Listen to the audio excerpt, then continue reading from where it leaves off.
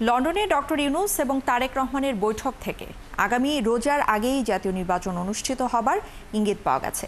রাজনৈতিক বিশ্লেষকরা জানিয়েছেন, বিচার এবং সংস্কারের মধ্যে রোজার আগেই নির্বাচন আয়োজনে সক্ষম বর্তমান নির্বাচন কমিশন। আরও জানাচ্ছেন শাহেদুজ্জামান সাকিব। লন্ডনে ডক্টর ইউনূস ও তারেক রহমানের বৈঠকের দিকে তাকিয়েছিল গোটা জাতি। জাতীয় নির্বাচন কবে হবে তা নিয়ে স্পষ্ট ধারণা পাওয়া গেল।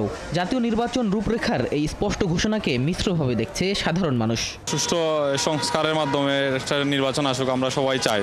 আমাদের আগে দেশ সংস্কার করা উচিত, তারপরে আমরা নির্বাচনে আসা উচিত। সবগুলো রাজনৈতিক মানে দল যেটাতে মতামত দেয় ওই সময়টাতে হওয়াটাই আমার জন্য ভালো। যদি সবাই এগ্রি করে, যদি এপ্রিলে দেখা যায় যে রোজার সময় পড়ে যাচ্ছে বা রোজার আগে পরে হয়ে যাচ্ছে, সেই ক্ষেত্রে যদি আগিয়ে আনা হয় তাহলে আমার মতে কোনো সমস্যা হওয়ার কথা না। এটা রাষ্ট্রের প্রয়োজনে, সংবিধানের প্রয়োজনে, জনগণের প্রয়োজনে এটা আগিয়ে দিয়েছে, তার তো সমস্যা নাই। আগামী ফেব্রুয়ারির মাঝামাঝি পবিত্র রমজান মাস শুরু হবে।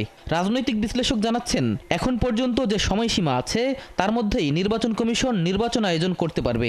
নির্বাচন কমিশন তো বহু আগে থেকেই বলে আসছিল তারা ডিসেম্বর নির্বাচনের কে মাথায় রেখে তারা নির্বাচনের প্রস্তুতি নিচ্ছে। তো তাদের প্রস্তুতি তো হয়ে যাওয়ার কথা।